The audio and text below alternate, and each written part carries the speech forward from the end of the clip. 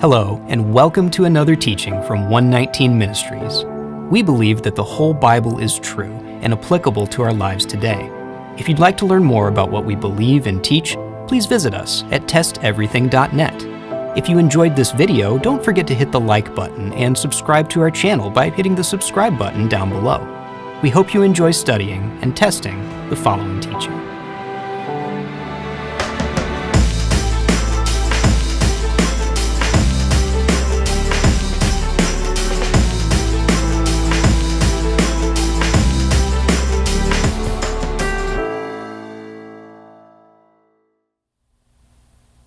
Welcome back to our study on the book of Daniel.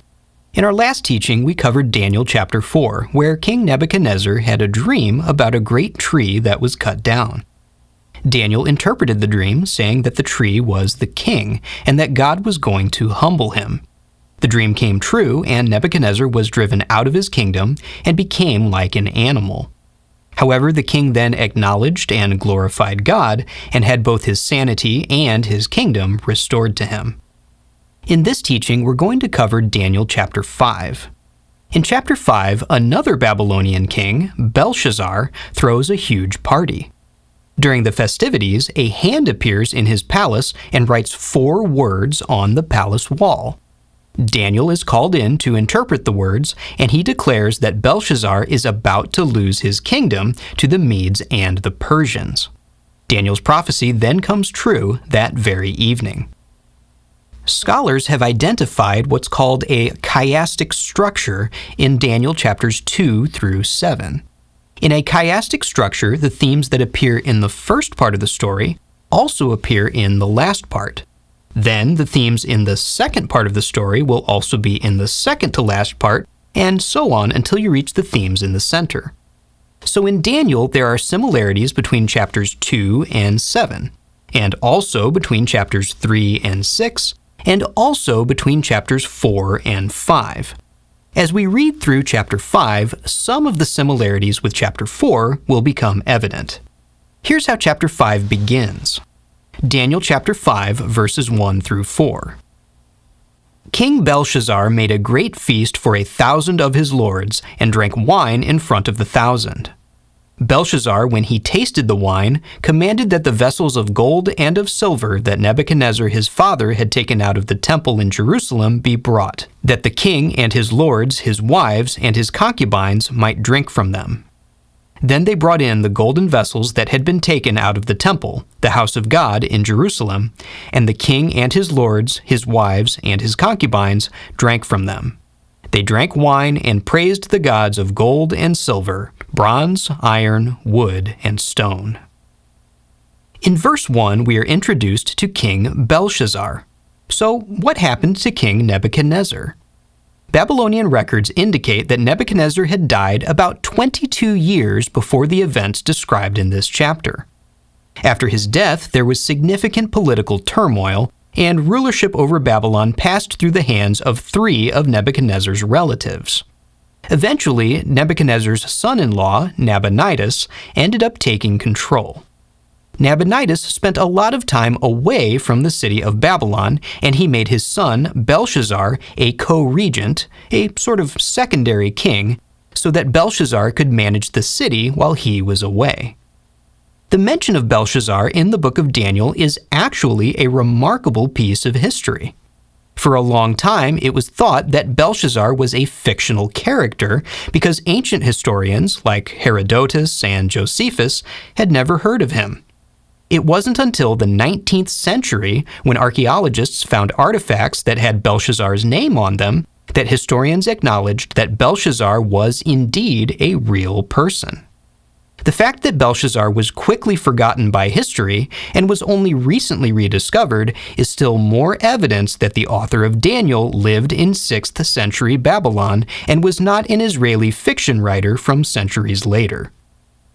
Why did Belshazar make this great feast? History indicates that there was a Babylonian festival happening at this time, so it was not unusual that the king hosted this big party. What was unusual was that he desecrated the temple vessels. Remember the chiastic structure that we mentioned earlier? How chapters 4 and 5 have similar themes? Well, one of those similarities is in the behavior of Nebuchadnezzar and Belshazar. In chapter 4, we read about an arrogant king, Nebuchadnezzar, exalting himself above God. Here in chapter 5, we have a similar theme, with Belshazar exalting himself by defiling the temple items. However, this king's self-exaltation is even more foolish than Nebuchadnezzar's. Belshazar did not have the same claim to fame as Nebuchadnezzar, who had worked very hard to achieve the success and glory that his kingdom attained. That doesn't justify Nebuchadnezzar's pride, but it is at least understandable. Belshazar, on the other hand, hadn't done anything to earn the glory of his kingdom. He got to be king just because he was his father's eldest son. Furthermore, he wasn't really a full king. Nabonidus was still technically in charge. So it was incredibly pretentious for Belshazar to be gloating over the spoils that Nebuchadnezzar had taken from God's temple, especially since he knew that God had humbled Nebuchadnezzar. So while chapters 4 and 5 both feature an arrogant king, this king in chapter 5 indulges in some wine and then takes things a step further than Nebuchadnezzar ever did. However, God found a way to quickly make this king sober. Daniel 5, verses 5 through 6. Immediately the fingers of a human hand appeared and wrote on the plaster of the wall of the king's palace, opposite the lampstand. And the king saw the hand as it wrote. Then the king's color changed, and his thoughts alarmed him. His limbs gave way, and his knees knocked together. His color changed is a phrase that only appears in the book of Daniel. It seems to mean that the color drained from his face, but it could just mean that he appeared disturbed or unhappy. The phrase, his limbs gave way, is rendered differently in other translations. The King James Version says that the joints of his loins were loosed, which sounds like a euphemism for soiling himself. Alternatively, it might simply mean that he lost strength in his legs. Either way, it's hard to blame the king for his reaction. Watching a disembodied hand write on the wall of your house would be terrifying. Daniel 5, verse 7. The king called loudly to bring in the enchanters, the Chaldeans, and the astrologers. The king declared to the wise men of Babylon, "Whoever reads this writing and shows me its interpretation shall be clothed with purple and have a chain of gold around his neck and shall be the third ruler in the kingdom." Here we have another interesting piece of history. Why did Belshazar offer the position of third ruler in the kingdom to the one who interpreted the writing? The usual reward that kings offer is second highest in the kingdom, not third. However, we know from the Babylonian records that Belshazar was himself the second highest official in the kingdom. So third place was the best he could offer to somebody else. In spite of his offer, nobody could interpret the writing for him. Daniel 5, verses 8 through 9. Then all the king's wise men came in, but they could not read the writing or make known to the king the interpretation. Then King Belshazar was greatly alarmed, and his color changed, and his lords were perplexed. It's not strange that the wise men were unable to interpret the writing. At this point in the book of Daniel, it would be surprising to find a Chaldean wise man who could interpret anything. But it's strange that they could not read it. Daniel reveals later that the words were written in Aramaic. Aramaic was the language that the Babylonians used for international communications. So the wise men, and for that matter, the king himself, should have been able to read these Aramaic words, even if they didn't understand what they meant. So then, why could they not read it? Numerous theories have been proposed to explain the illiteracy of the wise men. For example, the Talmud suggests that the words were written in a kind of Aramaic script that the wise men were not familiar with. Others have proposed that the letters were written without vowel markings, so the wise men could not figure out how they should be pronounced, or that they were written in a code or some unusual arrangement. Another possibility is that we are simply reading the text too literally. The phrase, "they could not read the writing or make known the interpretation," could simply mean that they didn't understand what the words were trying to say, not that they couldn't read them at all. In verse 15, Belshazar says that the wise men could not interpret the writing, but not that they could not read it, so that lends some credence to this explanation. In any event, the wise men could not solve this riddle, but the queen knew someone who could. Daniel 5, verses 10 through 12. The queen, because of the words of the king and his lords, came into the banqueting hall, and the queen declared, "O king, live forever. Let not your thoughts alarm you, or your color change. There is a man in your kingdom in whom is the spirit of the holy gods.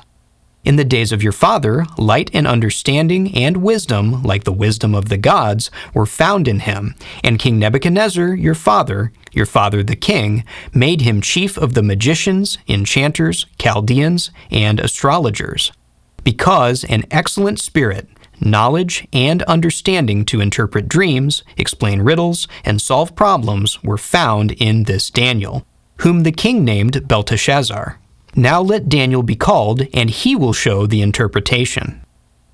The scriptures don't tell us who this queen was, but there are a few pieces of evidence that point toward a particular person. One would assume her to be Belshazzar's wife, but if that were the case, why is she familiar with Daniel while Belshazzar seems not to be? Another possibility is that she is Nabonidus' wife. Nabonidus, as we mentioned, was the actual king at this time. And since he was Belshazzar's father, this queen could have been Belshazzar's mother. This would also have made her Nebuchadnezzar's daughter. This would explain why the queen knew so much about Nebuchadnezzar and Daniel. She would have heard her father's stories about Daniel, and almost certainly lived through the time when Nebuchadnezzar went mad, the story that we read in Daniel chapter 4. Whoever this queen was, she was the only one who recommended Daniel to the king, which indicates something very interesting. Daniel is not the main wise man in Babylon at this time. Despite his past successful dream interpretations and all of Nebuchadnezzar's promises about making him head of the king's court, he still seems to have been relegated to a backup position. Belshazzar still consults all of the Chaldean wise men first. In fact, it seems like Belshazzar either doesn't know who Daniel is or doesn't think that Daniel is worth consulting. Daniel's obscurity at this point speaks to just how set the Babylonians were in their ways. Even though Daniel could show them, with wisdom and fulfilled prophecies, that he was speaking on behalf of the real God, they still preferred to rely on their magicians, enchanters, and astrologers to serve their idols and to live their Babylonian lifestyle. The prophet Jeremiah declared that this pride and rejection of God would lead to Babylon's destruction. Jeremiah 50, verses 29 through 31. Summon archers against Babylon, all those who bend the bow. Encamp around her, let no one escape. Repay her according to her deeds, do to her according to all that she has done. For she has proudly defied Yahweh, the Holy One of Israel. Therefore her young men shall fall in her squares, and all her soldiers shall be destroyed on that day, declares Yahweh. Behold, I am against you, O proud one, declares Yahweh, God of hosts, for your day has come, the time when I will punish you. Jeremiah 50, verses 35 through 38. A sword against the Chaldeans, declares Yahweh, and against the inhabitants of Babylon, and against her officials and her wise men. A sword against the diviners, that they may become fools. A sword against her warriors, that they may be destroyed. A sword against her horses and against her chariots, and against all the foreign troops in her midst, that they may become women. A sword against all her treasures, that they may be plundered. A drought against her waters, that they may be dried up. For it is a land of images, and they are mad over idols. Daniel is about to deliver the same message as Jeremiah. In fact, as we will see, these prophecies would be fulfilled on that very night. Let's continue. Daniel 5, verses 13 through 16. Then Daniel was brought in before the king. The king answered and said to Daniel, "You are that Daniel, one of the exiles of Judah, whom the king my father brought from Judah. I have heard of you, that the spirit of the gods is in you, and that light and understanding and excellent wisdom are found in you. Now the wise men, the enchanters, have been brought in before me to read this writing, and make known to me its interpretation. But they could not show the interpretation of the matter. But I have heard that you can give interpretations and solve problems." Now if you can read the writing and make known to me its interpretation, you shall be clothed with purple, and have a chain of gold around your neck, and shall be the third ruler in the kingdom." Here we see Daniel in a familiar situation. The Babylonian wise men are incapable of solving a riddle, so Daniel is called in and promised great rewards if he can succeed. Daniel has never been interested in fame or power, but by this time he also knows how hollow the offers of a king can be. This may be why he answers Belshazar so curtly. Daniel 5, verse 17. "Then Daniel answered and said before the king, 'Let your gifts be for yourself, and give your rewards to another. Nevertheless, I will read the writing to the king, and make known to him the interpretation.'" Daniel lets it be known that he's just interested in doing his job. He doesn't care about Belshazar's empty promises. He continues. Daniel 5, verses 18 through 21. "O king, the Most High God gave Nebuchadnezzar your father kingship and greatness and glory and majesty. And because of the greatness that he gave him, all peoples, nations, and languages trembled and feared before him. Whom he would, he killed, and whom he would, he kept alive. Whom he would, he raised up, and whom he would, he humbled. But when his heart was lifted up, and his spirit was hardened, so that he dealt proudly, he was brought down from his kingly throne, and his glory was taken from him. He was driven from among the children of mankind, and his mind was made like that of a beast, and his dwelling was with the wild donkeys. He was fed grass like an ox, and his body was wet with the dew of heaven, until he knew that the Most High God rules the kingdom of mankind and sets over it whom he will." Daniel begins his interpretation by referring to the great king Nebuchadnezzar, pointing out that while Nebuchadnezzar had amazing accomplishments and incredible power, he came to realize that God was the one in charge, and therefore God should be honored. However, Belshazar has walked a different path, as Daniel points out. Verses 22 through 23. "And you, his son, Belshazar, have not humbled your heart, though you knew all this, but you have lifted up yourself against the Lord of heaven. And the vessels of his house have been brought in before you, and you and your lords, your wives, and your concubines have drunk wine from them. And you have praised the gods of silver and gold, of bronze, iron, wood, and stone, which do not see or hear or know. But the God in whose hand is your breath, and whose are all your ways, you have not honored." Belshazar saw fit to dishonor the God who had humbled the greatest king in Babylon's history. As Jeremiah said, Babylon was facing punishment because it was a land of images, and they are mad over idols. However, Jeremiah also said that God would take vengeance upon Babylon for his temple. Jeremiah 51, verse 11. "Yahweh has stirred up the spirit of the kings of the Medes, because his purpose concerning Babylon is to destroy it. For that is the vengeance of Yahweh, the vengeance for his temple." For Belshazar to defile the temple vessels on this night is rather ironic. It's as though the king was reminding God of the vengeance that God had promised. Whether Belshazar specifically intended to do that or not, Daniel gives him the bad news.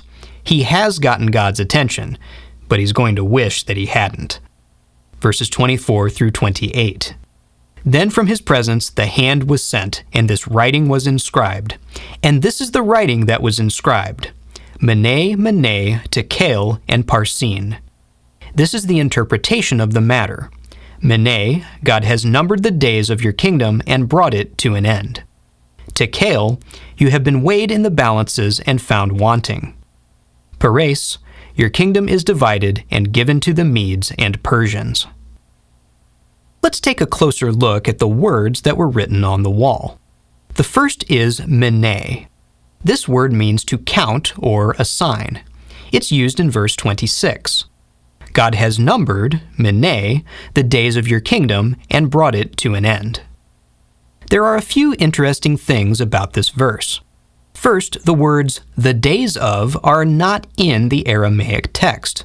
They are added because it is thought that they are implied. They are thought to be implied because of the phrase "brought it to an end." This phrase comes from the Aramaic word shalem. The word shalem can mean to bring something to an end, but more often it means to repay in the sense of giving recompense for damages. In fact, this word shalem is used to mean exactly that in the book of Jeremiah. The prophet says that Babylon will be repaid for their sins and for destroying Jerusalem. Jeremiah 25, verses 12 through 14. Then after 70 years are completed, I will punish the king of Babylon and that nation, the land of the Chaldeans, for their iniquity, declares Yahweh, making the land an everlasting waste. I will bring upon that land all the words that I have uttered against it, everything written in this book, which Jeremiah prophesied against all the nations. For many nations and great kings shall make slaves even of them, and I will recompense, shalem, them according to their deeds and the work of their hands. Jeremiah 51, verse 24. I will repay, shalem, Babylon and all the inhabitants of Chaldea before your very eyes, for all the evil that they have done in Zion, declares Yahweh. So instead of saying that the kingdom's days have been counted, another way to read Daniel 5:26 is to say that the kingdom's debt has been counted and it must be paid back. The term mene would then be indicating that Babylon's bill is due, so to speak. The next word on the wall is tekel. This word is related to the Hebrew word shekel, which is a unit of weight, and is usually used to determine the value of money or precious metals. Tekel means to weigh, to measure how heavy something is. This is how the word tekel is used in verse 27. You have been weighed, tekel, in the balances and found wanting. When payments were being made, the money, the silver or gold, was weighed in a balance in order to determine that it was the correct amount, the correct weight. This weighing was done to ensure that the person paying the silver was not cheating, that he was not giving shekels that were lacking in silver, that his money was the correct weight. This idea of weighing money is sometimes metaphorically used to mean judging a person, seeing if he measures up, if he is what he claims to be. For example, Job 31 verse 6 says this, "Let me be weighed, shekel, in a just balance, and let God know my integrity." Daniel says that Belshazar was weighed and was found wanting or lacking, that he was judged to be insufficient. We know, however, from the Scriptures that those who follow God will not be found wanting. Psalms 23 verse 1, "Yahweh is my shepherd, I shall not want." Proverbs 13 verse 25, "The righteous has enough to satisfy his appetite, but the belly of the wicked suffers want." So then, here's the message so far. Mene, an account has been taken. Babylon owes a debt because of their destruction of Jerusalem, and they have to pay it. Tekel, Belshazar has been weighed, and he is lacking.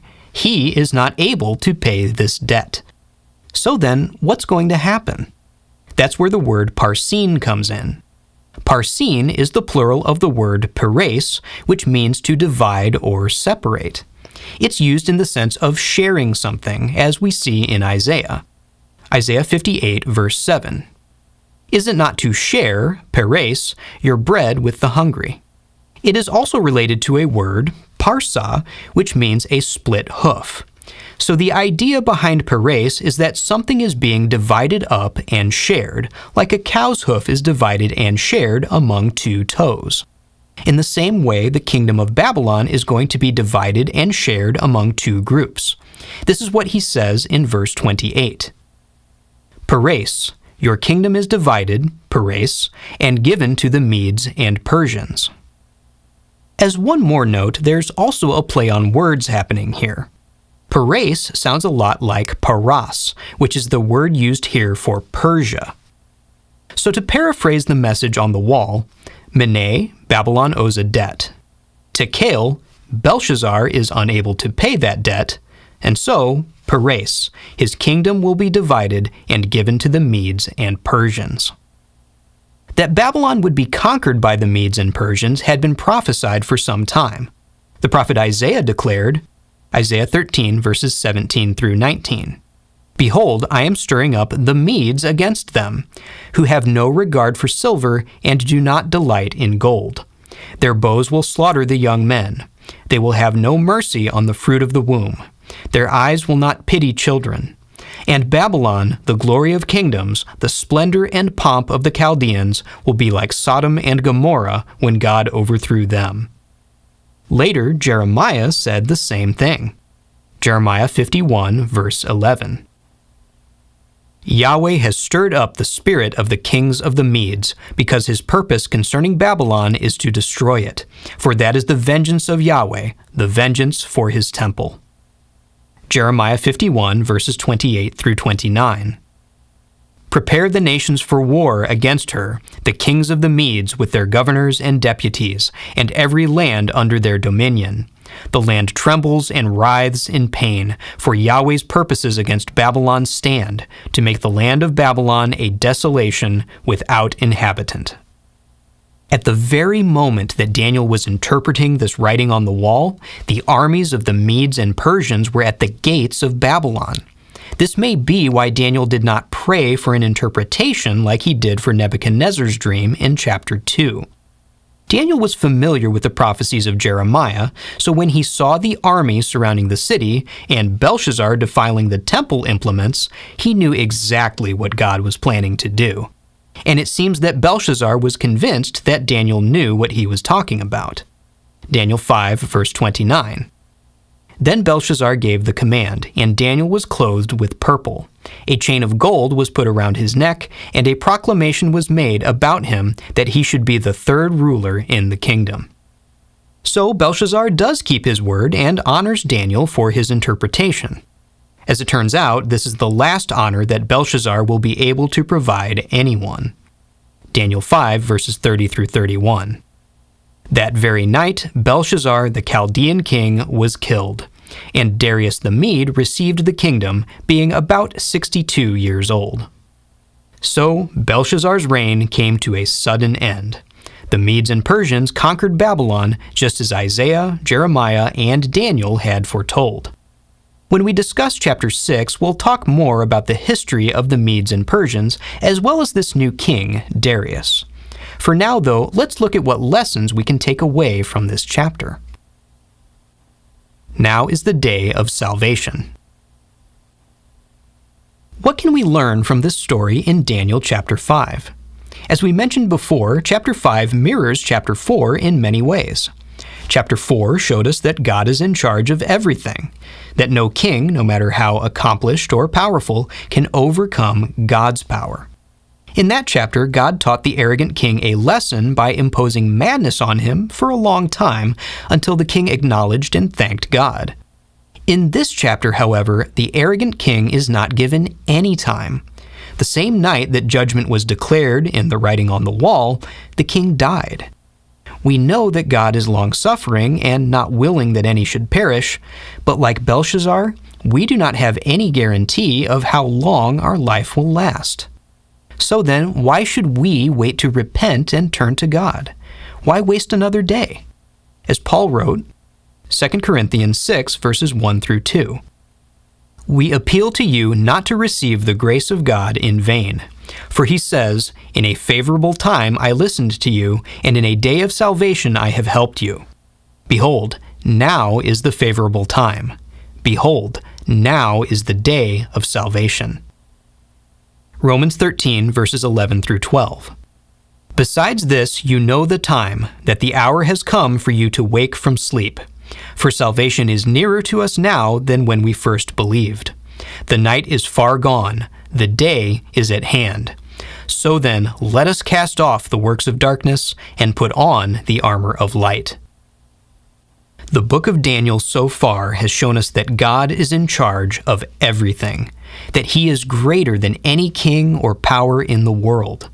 It has also shown us that God is greater than us, and that he has a plan for us. In fact, he has a plan for the entire world. Not only that, but he will be with us even when we face seemingly impossible challenges that arise because we're following God. So then, why should we hesitate to obey him and follow his plan for our lives? In the next teaching in this series, we will examine chapter 6 of the book of Daniel. We hope to see you there. We pray you've been blessed by this teaching. Remember, continue to test everything. Shalom.